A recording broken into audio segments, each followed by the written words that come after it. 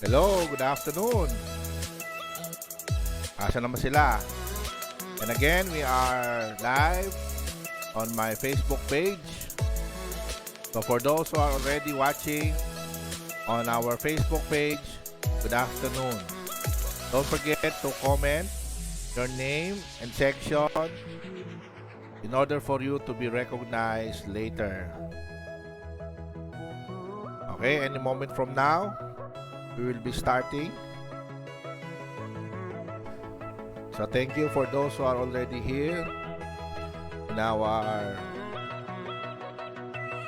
Zoom meeting.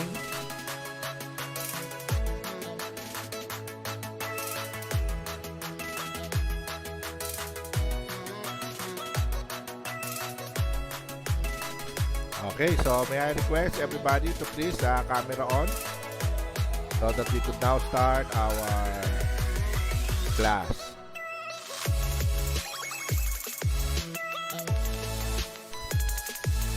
So again, we are Facebook Live. We are live on our Facebook page. So for those who are watching on Facebook Live, please don't forget to comment your name, grading section on the comment section so that you will be recognized later. Ayan. Salamat po sa ating mga participants in this Facebook Live. Ayan po sila, kaway-kaway naman. Kaway-kaway po tayo. Ayan, hello. Ayan, sila po yan. Ang ating mga magigiting na grade 11 Quirino. Thank you.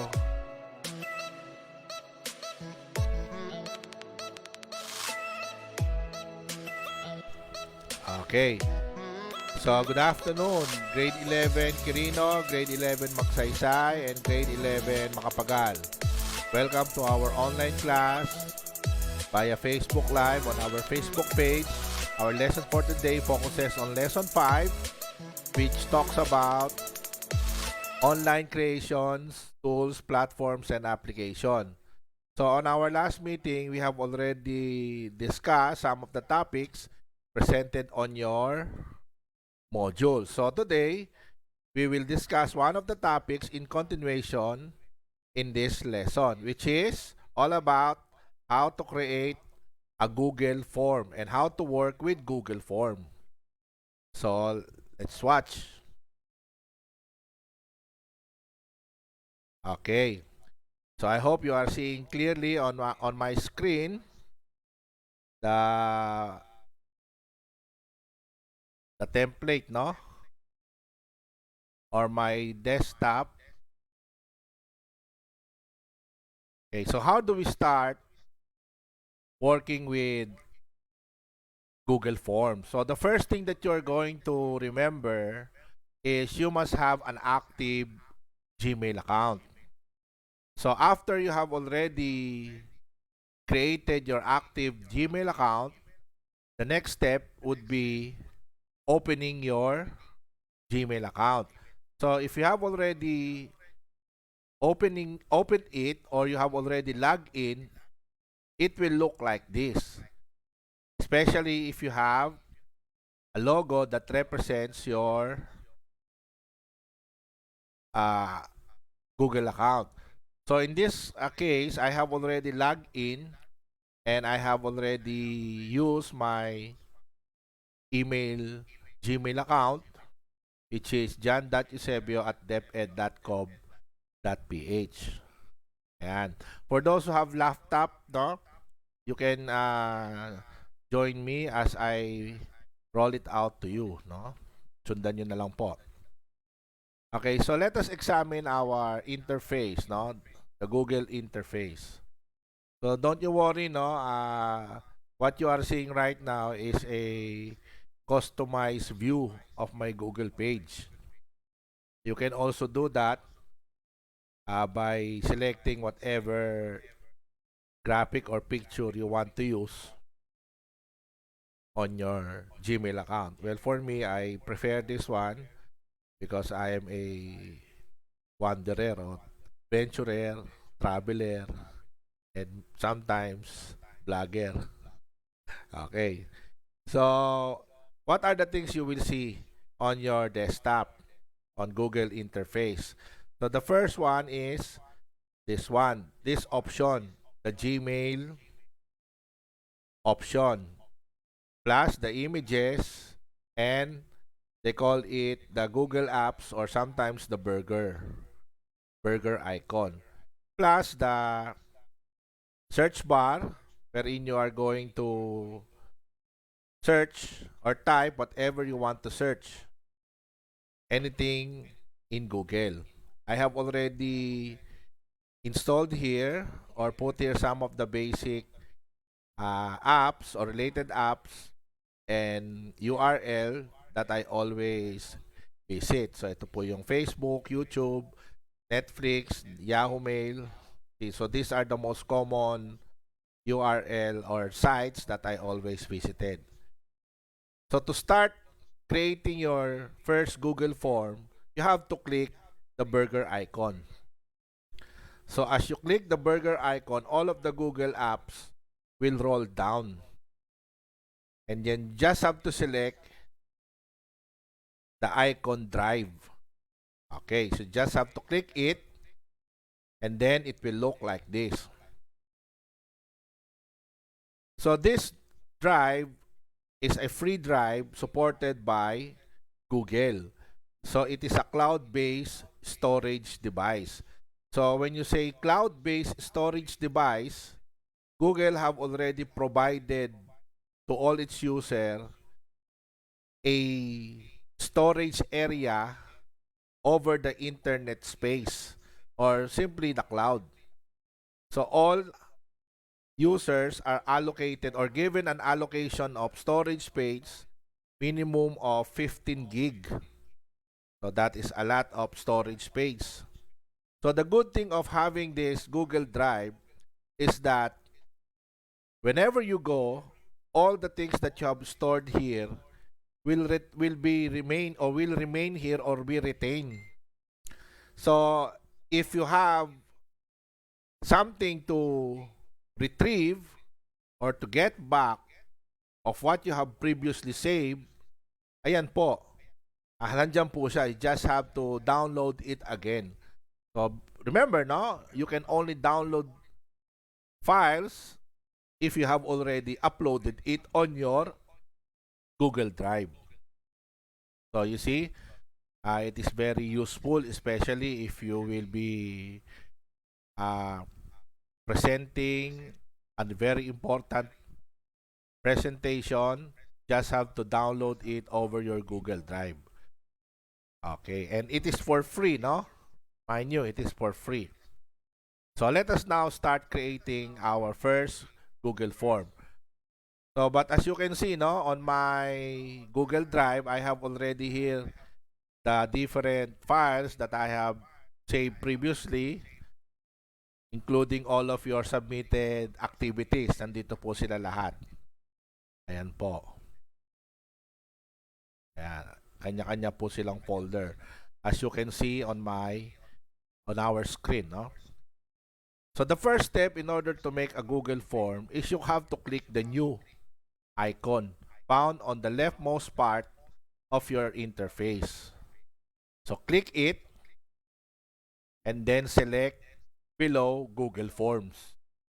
So actually, Google offers so many friendly applications, which is almost similar to the application offered by MS Office. They also have this Google Docs, which is an application that will help you if you are going to work with words and documents. Next is Google Sheets. If you have calculations or computations to perform, similar to Microsoft Excel of MS Word. You also have Google Slide, which will allow you to create very significant and powerful applications.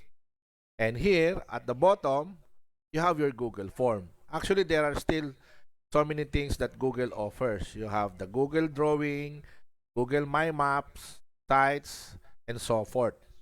But today, we are going to focus on how to create your very first Google form. So by simply pointing on the Google form, you will be directed to choose whether you are going to create from blank form or from a template. And I really do hope you already understand the difference of the two. So when we say blank form, you will going to start from the scratch. And when you say from a template, there is already an available pattern or guide for you to work your Google form. Okay, but for this particular lesson, we will be focusing on how to create Google Forms using a blank form. Okay, place your mouse pointer there and then simply select it by clicking it. Single click lang po, and then you will be directed now to the page of creating your first or the very first Google form. Now, the good thing again about this application is it is auto-save. So when you say auto-save, you don't need to save it from time to time or create a customized settings that it will be saved every minute or every 30 seconds. Google have already done it for us. So it is already auto-save. So whatever changes you have made, automatically it will be saved. So this is how your blank form looks like. So, so now let's begin. So number one that you're going to do is to identify what is the file name for this Google form. So you have to think of a unique file name that will that you are going to use in order to save it properly and recognize your document, or I mean your form properly. So where are you going to do it, or how are you going to do it? Ito po yun, no? Again, found on the leftmost part of your screen. You will see there, Untitled Form. So that section is the one you are going to click to rename this, because this is the, how do you call this? The default file name for a blank form created in Google Form. So, yan po. Default po yan. Every time you start it, creating a blank form, automatically, that is the default file name. So, you just have to rename it to make it unique. Okay. So, click nyo lang po yan. Single click. And then, you are now ready to rename it. So type whatever file name you want to use. So in this case, I will be naming it as accounting long test 1. So it means the content of this Google form is all about accounting long test. So in my mind, I am already creating a quiz form that will be forwarded to my students during their examinations. Okay, you can also click the star here if you want it to be prioritized or important, so on. So pwedeng i-click nyo or pwede rin namang hindi. Ayan. Okay, maliwanag po ba? Then you are now ready to start your first question. Now, as you can see, automatically, the file name here is also forwarded here. So you can use this or you can also change this. Whatever you want. Halimbawa, dagdagan mo po ito, no? Just have to click it. Then lagyan nyo ng date. Let's say April 30, 2021. Then add some description. Long test for, I'm sorry, accounting long test. Accounting long test 1 for grade 11 Quirino. Okay. So again, this is auto-save. So no need for you to click any save icon because the save icon is already been eliminated by Google because it is a auto-save. So, untitled question. So you just have to type here your first question. Now, when you are going to work on a quiz type form in Google Form, it is important that you have already prepared a draft of the different questions that you are going to ask because it will make your creation much more easier rather than do it on the spot that you're going to create your quizzes or the questions for your quizzes. It is better that you have already created a draft for this. So in this case, I will be opening my draft. Ayan po, you will see here that this is my draft. So I hope you are seeing this, ano?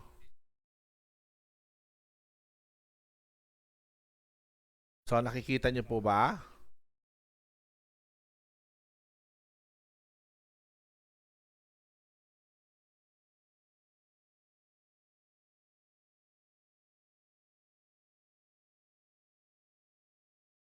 Okay, so that is now my draft.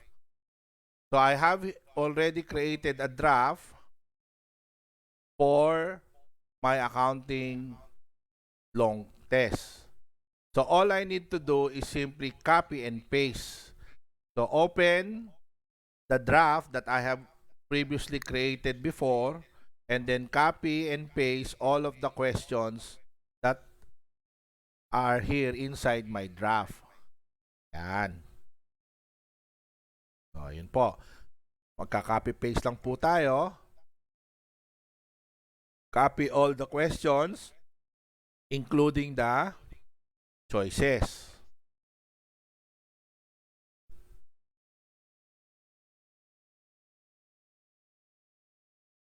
Okay?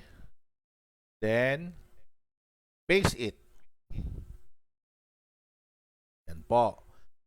So, the first question have already been pasted on our quiz form. Then, the options or the choices, i-cut nyo lang po yan.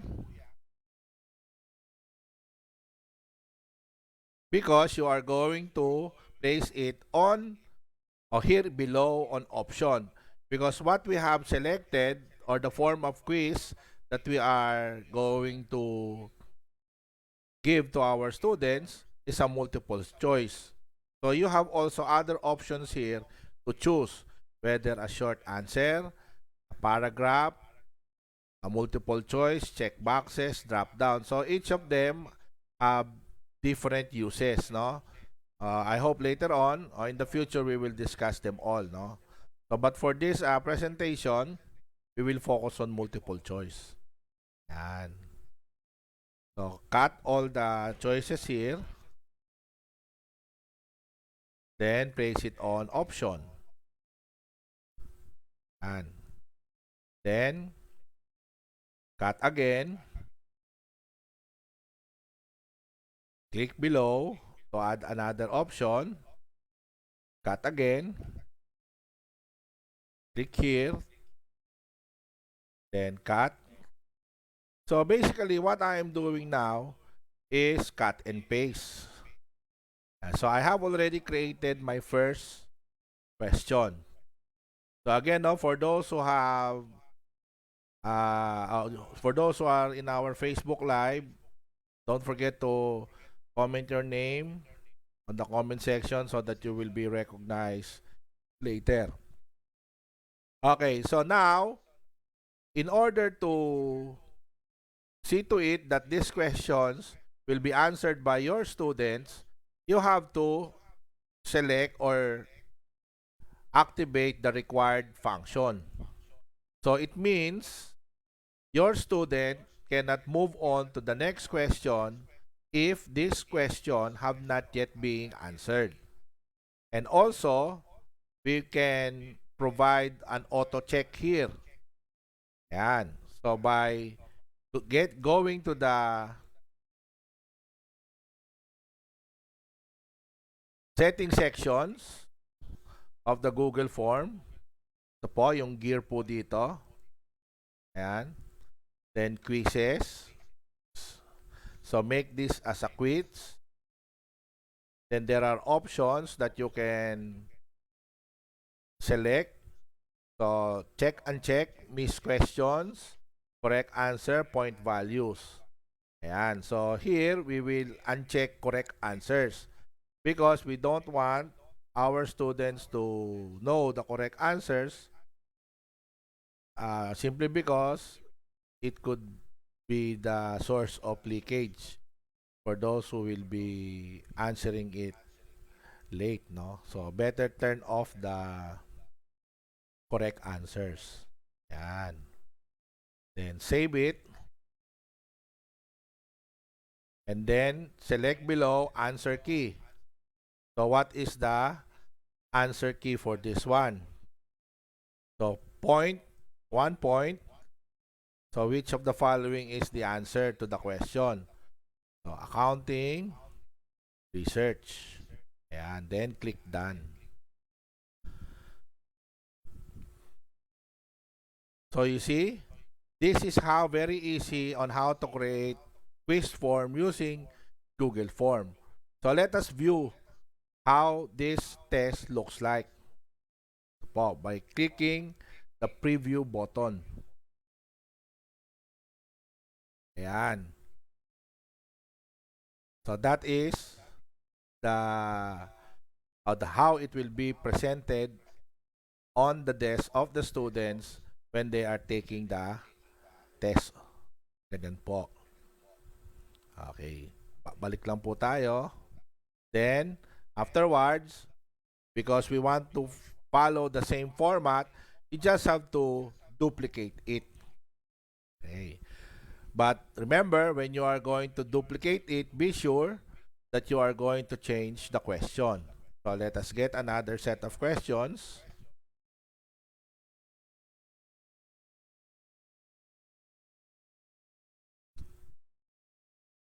Cut, and I copy and paste.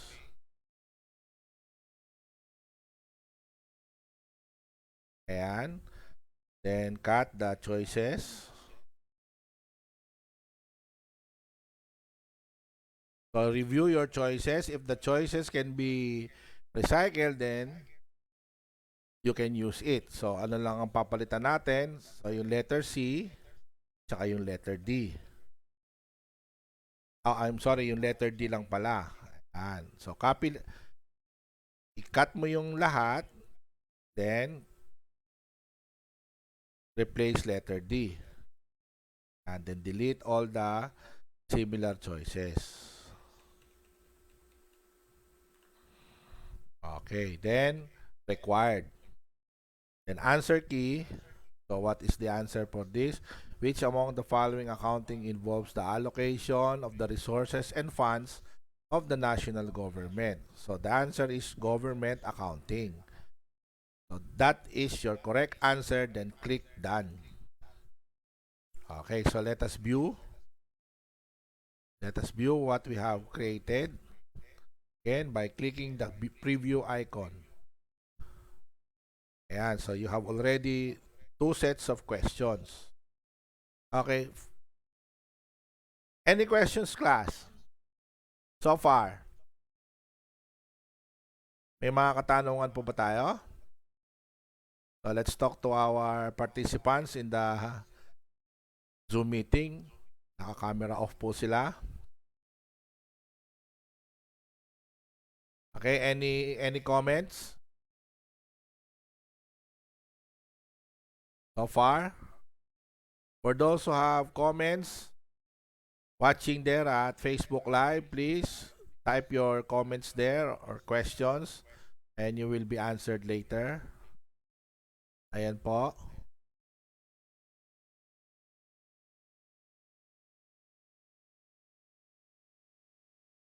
Meron po ba mga katanungan?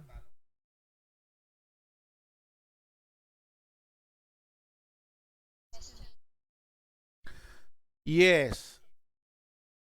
Because again, what you are creating is your own quiz form. So, assuming that you are a teacher or anybody that is in charge in creating a test, so you will be the one going to specify what questions you are going to create on a specific topic. Oh yes, I hope I answered your questions properly. Okay, the good thing about Google Forms, it is unlimited. As long as you can add more questions, it does not matter. But syempre, again, no, because we are creating a quiz, so if it is a short quiz, you can have at least 5 questions.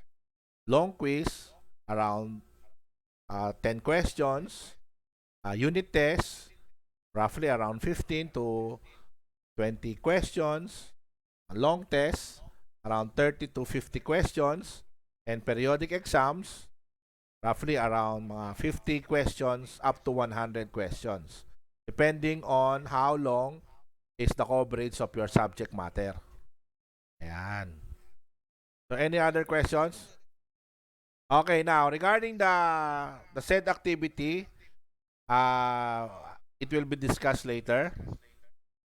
So, if there are any more questions, I will be signing off on our Facebook Live so that I could answer all of the queries there on our Zoom meeting. May mga katanungan pa po ba? Okay, so again, thank you. I will be signing off on our Facebook Live. Thank you for joining me here again on our Facebook Live, broadcasted in our Facebook page. So thank you, grade 11, Quirino, Magsaysay, and Makapagal. Marami pong salamat sa inyo. So for those there in our Zoom meeting participants, wag po muna kayong magla-log off. Ayan po, camera on naman po tayo para makita tayo sa Facebook Live. So that you will be recognized. Ayan, thank you. Ayan, maraming pong salamat. And I hope, no, out of more than 90 students, more will be joining us, no? Not only in Zoom, but also in our Facebook Live. So again, thank you. Sign off na po tayo kay Facebook. Thank you and good day.